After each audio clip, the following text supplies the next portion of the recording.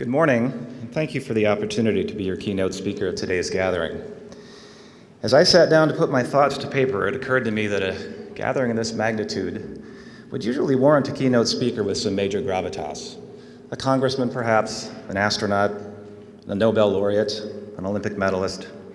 I guess all those folks were booked today. That's more like it. I was asked to talk about how scouting has affected the trajectory of my life, and I imagine that most of you, like me, think that scouting produces better citizens, and it does. But I would submit to you that scouting does far more than that. Scouting makes better fathers, better husbands, better professionals, and better men. I grew up in a smallish town in northern Iowa at a time where year-round sports and camps of every variety did not compete for a boy's time the way they seem to now. The one constant in my life growing up was scouting, beginning as a webelow and continuing through my journey to Eagle Scout. There were only 2 scout troops in my hometown, the larger of which was overseen by a legendary scoutmaster, Dr. Gene Garrett, or simply Doc, as everyone in town knew him. In his tenure as scoutmaster, which lasted well past the time his 4th son had left the troop, Doc mentored some 76 young men along their own scouting journeys to Eagle. I was fortunate to be one of them. Doc was not above coming to a scout's home, often unannounced, to meet with a boy and his parents if there were any concerns. At a time and in a town where money was tight, Doc ensured that no scout ever missed summer camp or a high adventure by making sure that everybody got their physical free of charge. Every fall, scouts chopped and sold firewood, delivered, of course, in Doc's beat-up old Ford pickup, to earn the money we needed for camp. Most of us who watched Doc in amazement, and he seemed to spend every waking moment scouting, and his garage had long ago become a repository for troop equipment, never really understood how he found the time to practice medicine. In rank order, Doc remains to this day the only man in my life other than my father who has so profoundly influenced the choices I've made and the man that I've become. Doc died in 2005. Thankfully, I was able to visit him shortly before he died and introduce him to then my 3 young sons, all of whom are now Eagle Scouts. Like many young men, after high school and college, I drifted away from scouting.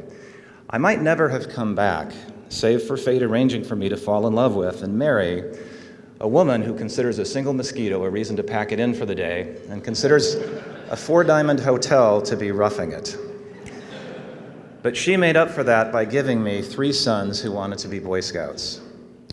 When our family moved permanently to Minnesota in 2002, my sons joined Pack 479 in the Mustang District and subsequently Troop 479. And to be honest, my time as an adult scouter was even more rewarding than my own time as a Boy Scout. I went on innumerable campouts, spent many a summer week at Many Point, paddled the Boundary Waters, sailed the Florida Keys, and hiked the high desert and mountains of Philmont no less than 3 times. Along the way, I served as an assistant scoutmaster and merit badge counselor for several years before becoming our troops committee chair. To this day, some of the best friendships I have been with fellow scout dads. Many of them are actually here today. But more importantly, I bonded with my own sons in places and through experiences that no other activity or avocation could compete with. If everything I just told you were the sum total of what I took away from scouting, it would be obvious that the time invested was worth it, and I reaped far more than I sowed. And yet that barely scratches the surface of what scouting has given me and can give you and your sons. Scouting provides a beacon, a compass, a guiding light, and a camaraderie that has lasted for more than a century and transcends national boundaries. So how has scouting affected the long-term arc of my life? Undoubtedly, my scoutmaster influenced my choice to go into medicine. Most people who apply to medical school come with excellent grades, a variety of extracurricular activities, such as sports, perhaps the arts, and a record of community service. But there is one accomplishment that will set a young man apart like nothing else, and that is being an Eagle Scout. Becoming an Eagle Scout is not the end of the journey, but the beginning of a commitment to live life by a set of principles that any school or profession would welcome into its ranks. This first became clear to me when I was applying to medical school with little to no way to pay for it. I decided to compete for a military scholarship. How fortunate for me that being an Eagle Scout received special consideration from the Air Force above and beyond any other accomplishment. After medical school and residency, it was time to honor my commitment to the Air Force. Shortly after going on active duty as an officer in 1999, I got a call from the FBI requesting that I go to Kosovo to investigate crimes against humanity, document mass murders, and provide evidence for an international criminal tribunal. As a medical examiner, there is no more laudable way to practice your craft than in the international arena. And so off to Kosovo I went. My team and I lived in tents, eating, drinking, cooking, and cleaning with only those supplies we brought ourselves. To almost anyone, this would seem like a daunting undertaking. But if you take away the landmines and the people who wanted to kill us, this is what years and years of scout camp and cooking merit badge and hiking and camping merit badge prepared me for, though I never could have imagined that as a boy. We examined scores of bodies, victims of unspeakable atrocities recovered from horrific crime scenes. How many times have the scouts and scouters in this room uttered, by rote memory, the words physically strong and mentally awake? Live by those words, because you never know when you might really need them. Had you asked me on September 10th of 2001, I would have told you that the defining moment of my career would be my work in Kosovo. All of that changed on 9/11, a beautiful Tuesday morning in Washington, D.C., where I was stationed living with my family and working when hijackers crashed American Airlines Flight 77 into the Pentagon, killing everyone on board the aircraft and 125 people in the building. For the next 3 months of my life, my partners and I had the almost unimaginable responsibility of identifying thousands of fragments of innocent victims, children, women, and men, and returning those remains to their grieving families. If you have ever recited the points of the Scout Law, which I promise you that any scout or scouter in this room can do reflexively, I assure you that words like trustworthy and loyal and reverent take on a much deeper meaning after passing through a crucible like 9/11. My wife, my 3 young sons, and I returned to the Midwest in 2002 at the end of my Air Force commitment. I took a position with Hennepin County looking forward to the more predictable life of a civilian medical examiner. And then one sultry August evening in 2007, the unthinkable happened right here in our community. An 8-lane interstate bridge at the height of rush hour fell into the Mississippi River. I was on the bridge only a few hours later looking for bodies with my investigators. For the next 3 weeks, I led one of 75 teams that worked to recover and identify every victim as quickly as possible. One of the reasons my office performed its job so well during that operation was that we had a written plan we had practiced, and we had drilled many times in preparation for something we hoped would never happen. What is the Scout motto? Be prepared. Yes, my friends, those words have real-world meaning. I share these experiences with you not for what they say about me, but because of what they say about scouting.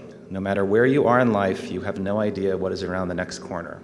But regardless of what you are confronted with, your association with scouting, whether as a youth or as an adult, will make you better prepared for whatever comes your way. I am an Eagle Scout. All 3 of my sons are Eagle Scouts. I use the words am and are, not was and were. And I do this because achieving the rank of Eagle Scout is not something you did, it is something you became. Being an Eagle Scout means that you accepted a commitment, recognized even by people who know almost nothing else about scouting, to uphold a set of principles that do not diminish with age. And so even now, 34 years after my last board of review, the words Eagle Scout in the year 1993 remain on my resume. That mattered to the Air Force. It mattered to the panel of people that interviewed me to become Hennepin County's medical examiner. On occasion, it's even mattered to the attorneys questioning me in courts under oath. But I do want to be very clear on this. Becoming an Eagle Scout is not the be-all and end-all of the scouting program, and it's certainly not the reason to join. Everyone in the program, from the youngest Tiger Cub to the newest Tenderfoot to the senior patrol leader with 40 merit badges, regardless of rank, benefits from the life skills and the leadership abilities that they picked up in scouting. Scouting is unique in its approach and in its breadth. There is no sport, no art, no summer camp, no internship that runs the gamut from life-saving skills to outdoorsmanship to fitness to project management, and certainly not over the span of adolescent and teenage years to produce better citizens. And the more young people we can provide those opportunities to, the more society as a whole benefits. While it may be true that only a small fraction of scouts become Eagles, I would submit to you that all scouts become better people. I do want to share with you one especially brilliant, or so I thought, intersection of my profession as a medical examiner and my avocation as a scouter. Our troop had a long tradition of cold winter camping. Every winter, we would pack off to somewhere snowy enough to build snow huts, then crawl into them to sleep in sub-zero outdoor weather. We even had a feature article with our troop in Boy's Life about this very activity. Since this required time-intensive wrapping of our sleeping bags in waterproof tarps and used a lot of duct tape, I got to thinking, what do I as a medical examiner have access to that would be durable, reusable, waterproof, and big enough to sleep in? That's right, a body bag. So much to the amusement of the scouts in our troop, I brought a body bag to our winter campout one year, and I proceeded to climb in for what I thought would surely be a night of ease and comfort, and likely my ticket to fame and fortune with this newly discovered camping miracle. I learned 3 very difficult lessons during that long and cold night. Ripstop heavyweight body bag plastic is actually really loud in sub-zero temperatures.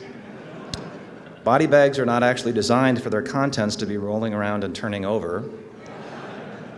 And I probably should have thought of this last one in advance. The zipper on the body bag isn't really designed for use by the occupant of the bag. Nonetheless, my troop and my sons and I had a very good time on that particular outing. E.O. Wilson is arguably the greatest living naturalist, field biologist, and conservationist in America, and he's a retired professor at Harvard University. He knows more and has written more about ants than anyone who has ever lived. He is a 2-time Pulitzer Prize-winning author and has been named one of Time magazine's 25 most influential people in America. He is a hero of mine. He is a distinguished Eagle Scout, an honor he shares with men who have walked on the moon, Medal of Honor recipients, Nobel laureates, in total fewer than 2,200 men. To what does Wilson attribute his success?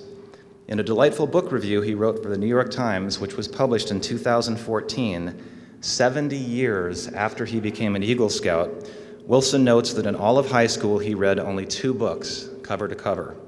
One of them was the 1942 Boy Scout Handbook.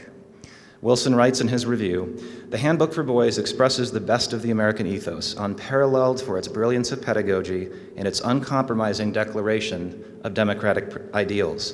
It espouses individualism, responsibility, empowerment, and the philosophy of taking hold and learning by doing." Wilson goes on to write, "I'm well aware that to many, the Boy Scouts seem unsophisticated and outdated. But I ask doubters to at least consider this. If asked to decide who would be both successful in life and exceptionally useful to society, the graduating senior of an elite New England prep school or an Eagle Scout in Kansas, I'd vote for the Eagle Scout."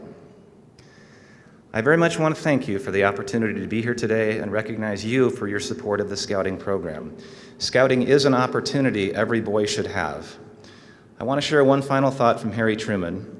What a greater nation this would be if the principles of Scouting could be woven more closely into our daily lives.